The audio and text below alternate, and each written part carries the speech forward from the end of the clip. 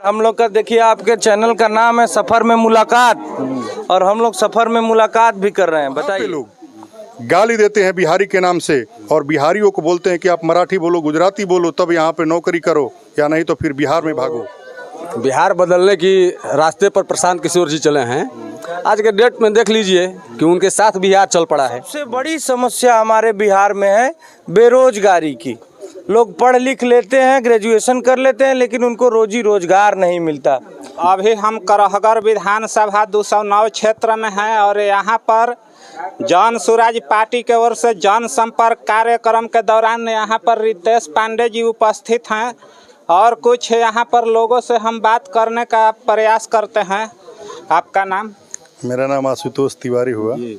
क्या इस बार बिहार बदलाव होना चाहिए? अभी दिख ही रहा है, लोगों का रुझान आ रहा है आपके सामने। बदलाव के लिए सभी लोग जुड़े हुए हैं, और बदलाव जिस तरह से हवा चल रही आंधी की तरह पूरे बिहार में, अब जितने भी दल हैं लपेटा में आ रहे हैं धीरे धीरे प्रशांत जी के लपेटे में।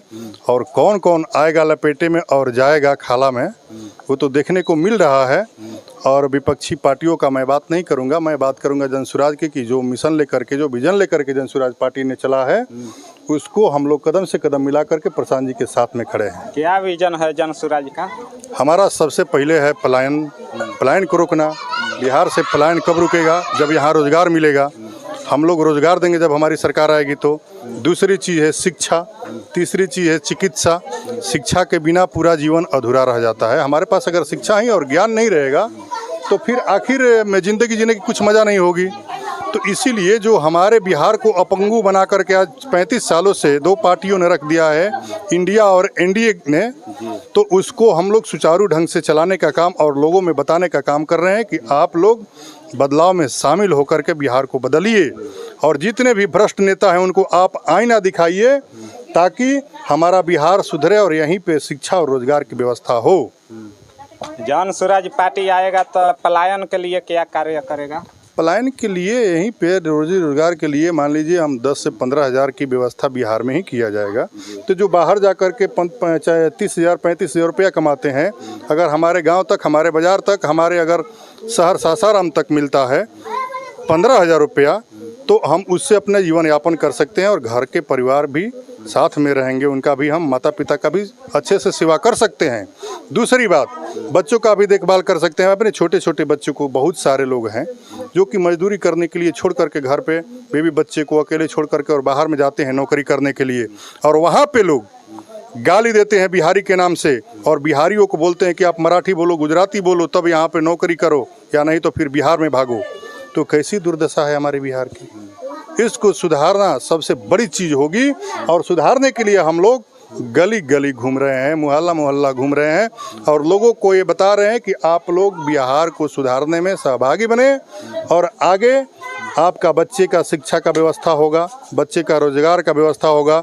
बुजुर्गों का जो 400 रुपया मिल रहा है, उसको हमारी जब सरकार बनती है तो 2,000 रुपया पेंशन, वृद्धा पेंशन, विधवा पेंशन, विकलांग हो, दिव्यांग हो, सभी को 2,000 रुपया पेंशन दिया जाएगा।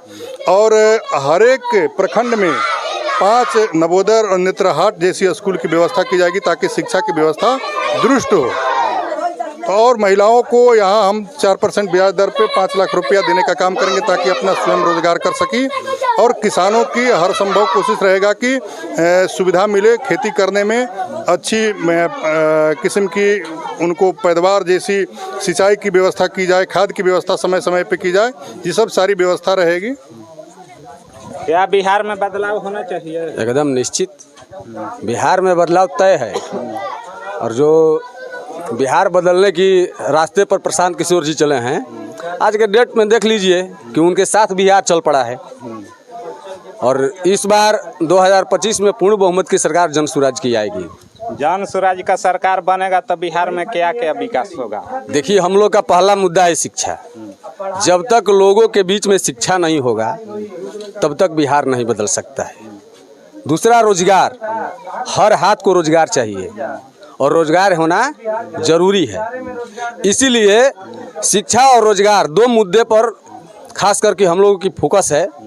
इसलिए कि आज जो बिहार के लोगों की दुर्दशा है बाहर में, आप लोग तो भाई मीडिया के बंधु हैं, खुद जानते हैं कि कितने लोग बिहार के पीटे जाते हैं, कितने गाली सुनते हैं।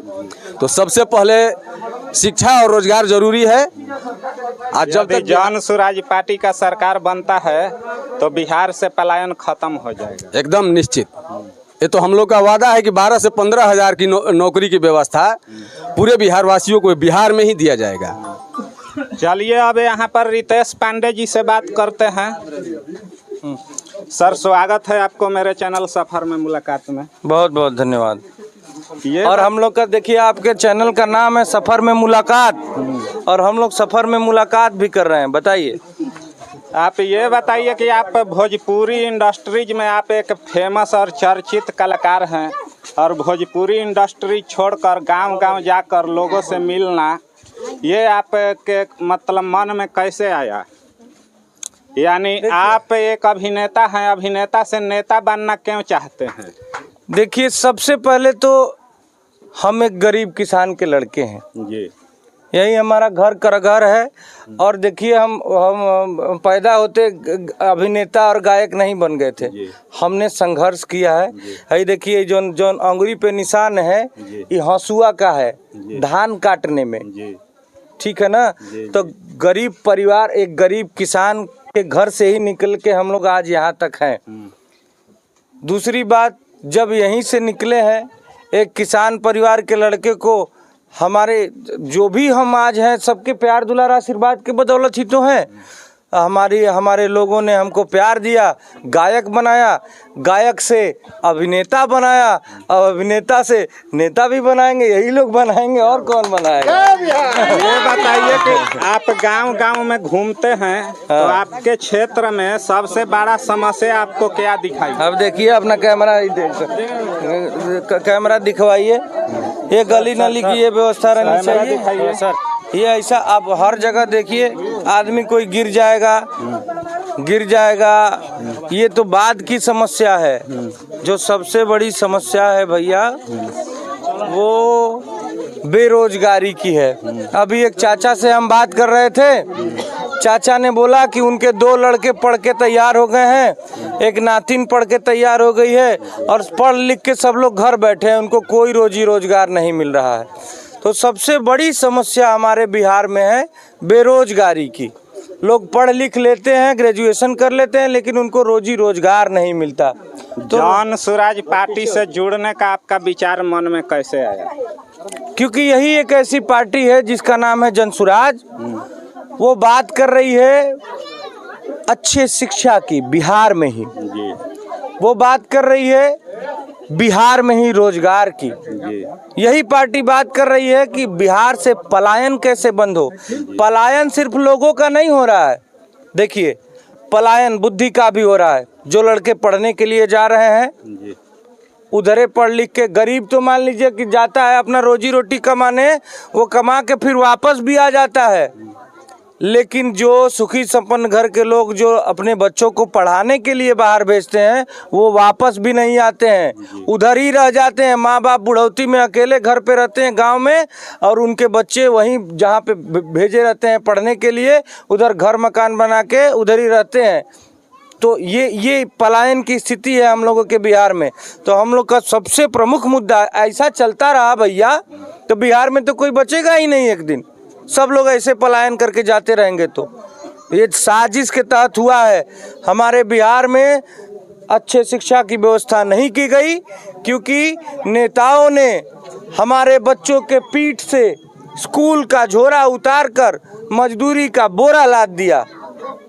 पूरे मजदूरों की फैक्ट्री बना दिया, आधे से ज़्यादा पूरे दिल्ली, बम्बई, गुजरात में, सूरत में, हर जगह देखेंगे तो कहीं भी उत्तराखंड में पुल धंस गया, कौन मरा? बिहारी।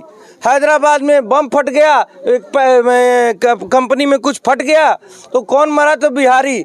हर जगह कंपनी में, क्योंकि भैया हर जगह गरीब है, लेकिन वो जौन काम 25,000 में करेंगे, हम इतनी गरीबी में हैं, इतनी बदहाली में हैं कि हम वो कमवा 15,000 में कर रहे हैं।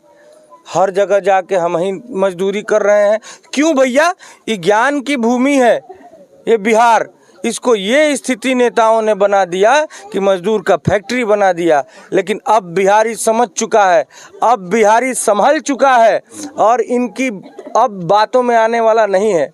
ये लोग क्या सोचते हैं, न शिक्षा पे ध्यान देंगे न रोजगार पे ध्यान देंगे, और जब चुनाव आएगा तो हम आके वोट मांगेंगे, लोग हमको जात धर्म के नाम पे वोट दे देंगे। आज तक यही सच्चाई रही है। लेकिन अब बिहार वासी कौन किसको अपने बच्चों के लिए अच्छी शिक्षा नहीं चाहिए भैया? किसको अपने बच्चे के लिए बिहार में ही रोजगार नहीं चाहिए? सबको चाहिए, सब लोग अपने बच्चों का भला चाहते हैं। और प्रशासन